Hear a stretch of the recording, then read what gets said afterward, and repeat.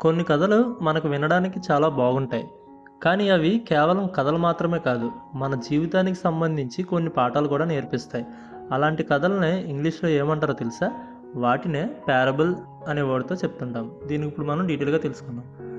దీనికి మనం డెఫినిషన్ చూస్తే, story told to illustrate a moral or spiritual truth అని.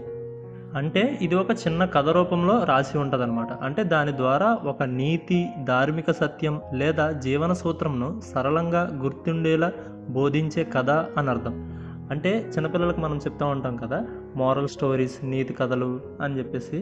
అంటే ఒక కథ ద్వారా నీతి మరియు మంచి చెడు బోధిస్తే ఆ కథలనే పారబుల్ అనే వర్డ్తో మనం చెప్పొచ్చు. దీనికి ఎగ్జాంపుల్ చూస్తే, the tortoise and the hair is a famous parable about slow and study winds.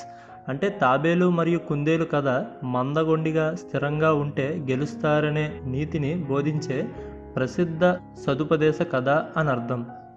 సింపుల్గా చెప్పాలంటే ఏదైనా కథ ద్వారా మంచి చెడు లేదా నీతి కానీ బోధిస్తే ఆ కథలనే పారబుల్ అనే వర్డ్తో మనం చెప్పొచ్చు.